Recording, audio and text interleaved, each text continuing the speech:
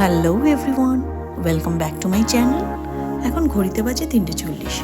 Ready হয়ে নিচ্ছি, আজকে আমার এক সহকর্মীর বিয়ে, সেই উপলক্ষে আজ যাব পুরুলিয়া। খুব তাড়াহুড়োতেই রেডি হয়েছি, ঠিকভাবে প্রিপারেশন নেওয়ার সময় পাইনি। আসলে যাওয়ার প্ল্যানিংটা ফিক্স ছিল না, হঠাৎ করেই ডিসাইড করা যে আমি যাব। জুয়েলারি, শাড়ি কোনো কিছুই আগে থেকে রেডি ছিল না, বাট কোইন্সিডেন্টালি সব কিছু ঠিকঠাকভাবেই এগিয়ে গেল। রওনা দিলাম পুরুলিয়ার উদ্দেশ্যে। পরন্ত সূর্যের আলো মন কেড়ে নিচ্ছিল, সাথে ছিল আমার সহকর্মী, আমার দিদি। খুব ভালো লাগছিল সময়টা।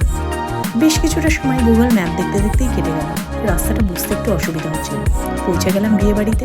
বিয়ে বাড়ি মানে আনন্দে ভরপুর, আর এটা সহকর্মীর বিয়ে বলে কথা, আনন্দ তো হবেই। বিয়ে বাড়ি মানে আমার কাছে সাজগোজ, আড়ম্বর, অসাধারণ খাবারের অভিজ্ঞতা।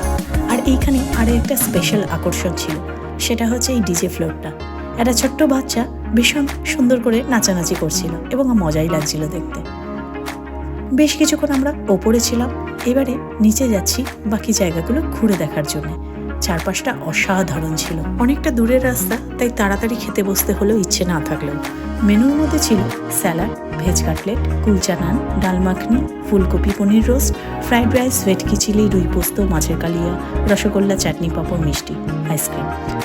খাওয়া শেষে একটু ফটোশ্যুট করছিলাম, তারপরেই গাড়িতে চেপে গিয়েছিলাম।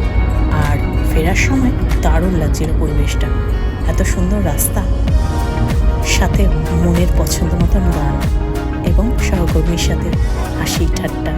এইভাবেই কখন যে সময়টা কেটে গেল বুঝতেই পারলাম না। দেখতে দেখতে বাড়ি ফিরে এলাম। দেখা হচ্ছে পরবর্তী ব্লগে। ব্লগটা যদি ভালো লাগে অবশ্যই চ্যানেলটিকে সাবস্ক্রাইব করতে কিন্তু ভুলো না।